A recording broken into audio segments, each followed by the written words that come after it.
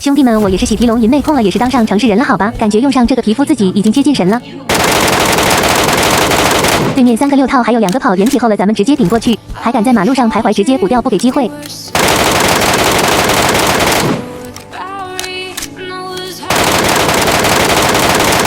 这可真是好队友啊，还拿身体挡子弹。不过遇到我，你们很快就可以回到大厅团聚了。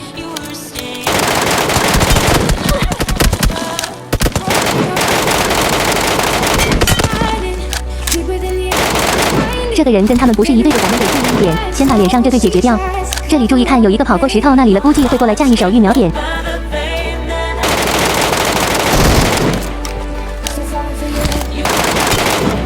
前面那个不知道他还会不会过来，算了，不管了，先过去拿子弹。这里他发现我过来之后，就一直丢雷过来，自己也跑过来了，就在脸上了，不能惯着他，直接上。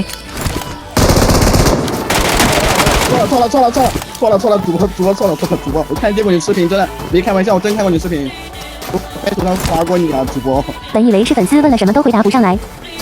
你是那个谁？那谁？那个没辙了，主播你先把人打了吧。算了，先放他一马，先把前面的解决掉。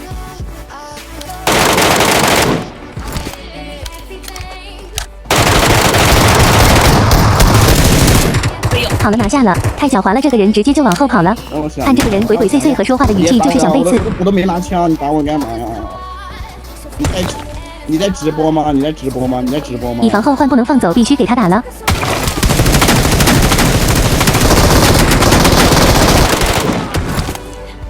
直接给我低调点好吧，这个人枪也是掉出来了，这种老爷枪咱就不捡了。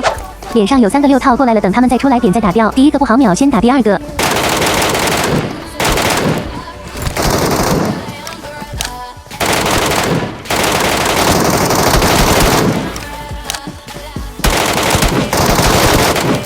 OK， 无伤1穿3，难道这就是皮肤的力量吗？直接来炫包看看这几条人都掉了什么？这有件6甲掉出来了，旁边的是紫光，最后这个掉了一个6包和6头。来到辐射之后又是一波大赚。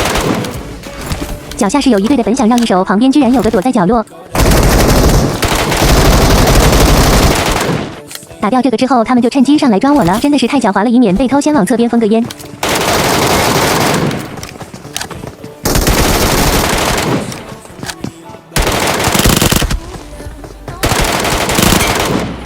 还剩有一个脚步，这位置待不了，直接走，找好掩体补完状态，咱们再跟他打。这里注意，他已经来到脸上了，最后破产了，有需要护航的可以看我主页简介。